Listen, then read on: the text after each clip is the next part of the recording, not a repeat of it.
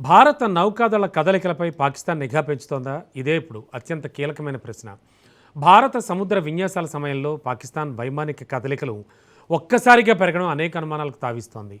China నుంచి వచ్చిన నిఘా వ్యవస్థలు, టర్కీ నుంచి అందుతోన్న మానవరహిత వేదికలు పాకిస్తాన్కు భారత నౌకాదళాన్ని గమనించే సామర్థ్యాన్ని పెంచుతున్నాయా? కదలికలు మాత్రమే కాదు, సమాచార ప్రసారాలు, సంకేతాలు, విధానాలు, ప్రతిస్పందనలను కూడా సేకరించే ప్రయత్నం జరుగుతోందా? ఇది యుద్ధానికి సిద్ధమవుతున్న సంకేతం కాకపోవచ్చు, కానీ రేపటి సంక్షోభానికి ముందస్తు చిత్రాన్ని సిద్ధం చేసే వ్యూహం కావచ్చు. అసలు పాకిస్తాన్ ఏం సేకరిస్తోంది? భారత్ దాన్ని ఎలా ఎదుర్కోబోతోంది? Let's watch.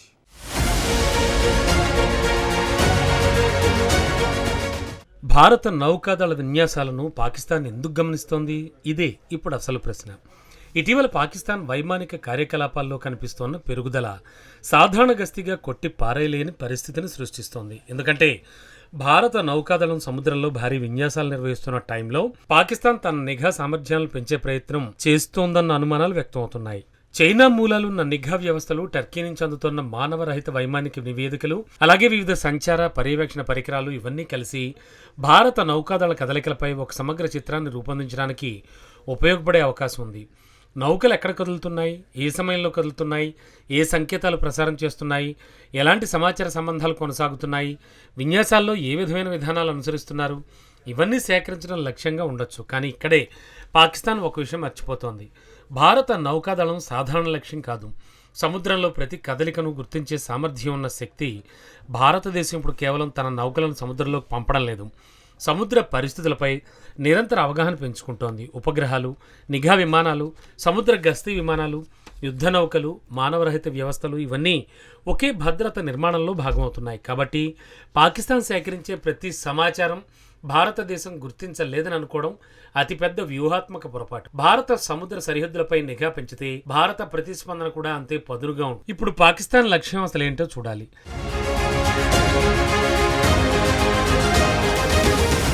తక్షణ దాడి చేయడమా? కాదు, అంతకంటే ప్రమాదకరమైంది ముందుగానే సమాచారాన్ని సేకరించడం.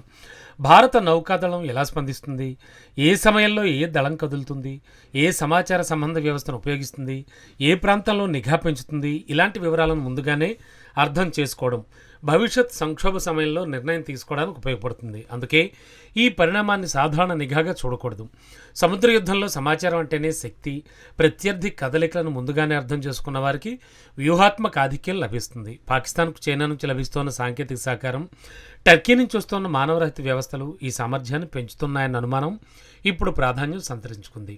అయితే దీన్ని నిర్ధారిత దాడి ప్రణాళికగా చెప్పడానికి ఆధారాలు ఏం లేవు. కానీ సేకరణ, పోలిక, విశ్లేషణ, సిద్ధత ఇవి మాత్రం ఏ సైనిక వ్యవస్థకైనా కీలకమైన దశలు. అందుకే భారత్ ముందుగానే అప్రమత్తంగా ఉండాలి. పాకిస్తాన్ ఏ సమాచారాన్ని సేకరిస్తోంది, ఎక్కడి నుంచి సేకరిస్తోంది, ఎవరి సహకారంతో సేకరిస్తోంది, ఆ సమాచారాన్ని ఎక్కడ ఉపయోగించవచ్చు, ఈ 4 ప్రశ్నలకు సమాధానం వెతకడం ఇప్పుడు అత్యవసరం. ఎందుకంటే హిందూ మహాసముద్రం ఇక ఖాళీ సముద్రం కాదు. అనేక దేశాల యుద్ధ నౌకలు, నిఘా వ్యవస్థలు, గగనతల వేదికలు, మానవరహిత పరికరాలు ఇక్కడ చురుగ్గా పనిచేస్తూ ఉంటాయి. ఈ పోటీలో భారత్ వెనకబడే ప్రశ్నే లేదు. భారత సముద్ర ఆధిపత్యాన్ని గమనించాలనుకునే ప్రతి ప్రయత్నానికి మరింత బలమైన నిఘా వ్యవస్థతో భారత్ సమాధానం ఇవ్వాలి. ఇక్కడ చైనా పాత్రను కూడా తక్కువగా అంచనా వేయకూడదు. పాకిస్తాన్కు చైనా అందిస్తున్న రక్షణ సాంకేతికత ఇప్పటికే దక్షిణాసియా భద్రత సమీకరణలో కీలక అంశంగా మారింది. ఒకవైపు పాకిస్తాన్, మరోవైపు చైనా, ఇంకోవైపు టర్కీ, ఈ 3 దేశాల రక్షణ సహకారం పెరుగుతున్న టైంలో భారత నౌకాదళం సముద్రంలో తన సామర్థ్యాన్ని నిరంతరం పెంచుకుంటోంది. ఇదే అసలు వ్యూహాత్మక పోటీ. పాకిస్తాన్ భారత నౌకాదళాన్ని గమనించాలి అనుకుంటే భారత్ కూడా పాకిస్తాన్ సముద్ర సామర్థ్యాలను మరింత లోతుగా అధ్యయనం చేయాల్సిందే. పాకిస్తాన్ విమానాలు ఎక్కడ కదులుతున్నాయి, దాని నౌకాదళం ఏ ప్రాంతంలో చురుగ్గా ఉంది, ఏ దేశాల నుంచి ఏ సాంకేతిక సహకారం వస్తుంది, ఏ రకమైన నిఘా వ్యవస్థలు ఉపయోగిస్తున్నారు, ఇవన్నీ భారత భద్రతా వ్యవస్థకు కీలకమైన ప్రశ్నలు. ఇది భయపడాల్సిన సమయం కాదు, ముందుగానే సిద్ధపడాల్సిన సమయం. ఎందుకంటే భారత్కు భౌగోళికంగా ఒక అసాధారణమైన ప్రయోజనం ఉంది. హిందూ మహాసముద్రం మధ్యలో భారత్ కీలక స్థానం కలిగి ఉంది.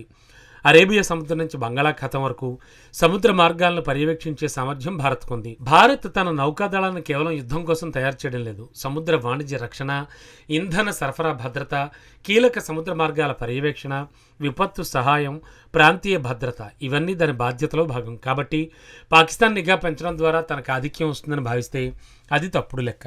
భారత్ తన సముద్ర పరిధిని మరింత విస్తరిస్తోంది, నిఘాను మరింత పదును పెడుతోంది, మిత్ర దేశాలతో సమాచార భాగస్వామ్యాన్ని మరింత బలోపేతం చేస్తోంది. అదే పాకిస్తాన్కు అసలు ఎదురుదెబ్బ.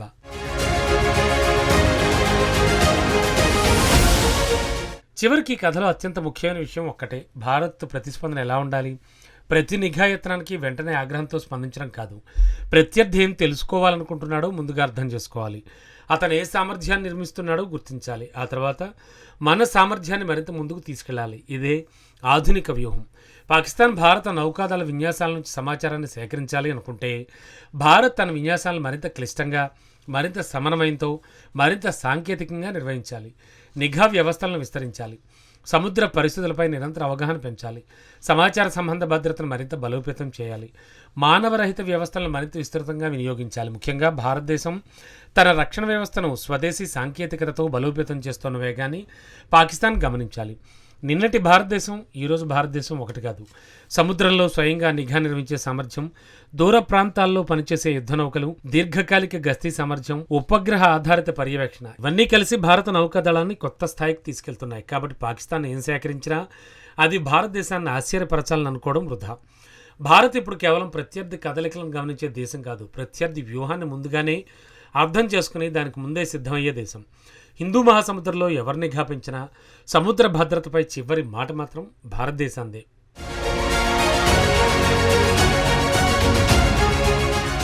పాకిస్తాన్ నిఘా పెంచితే భారత్ చేతులు ముడుచుకుని కూర్చోదు. భారత నౌకాదళం ఇప్పటికే విస్తృత సముద్ర పర్యవేక్షణ సామర్థ్యాన్ని నిర్మించుకుంది.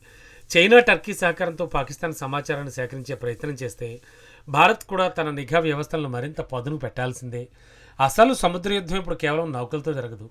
ఎవరు ముందుగా గుర్తిస్తారు, ఎవరు సమాచారాన్ని వేగంగా విశ్లేషిస్తారు, ఎవరు ప్రత్యర్థి కదలికలను ముందుగానే అర్థం చేసుకుంటారు, అదే నిర్ణయాత్మకం. అందుకే హిందూ మహాసముద్రంలో ప్రతి కదలికకు ఇప్పుడు వ్యూహాత్మక విలువ ఉంది.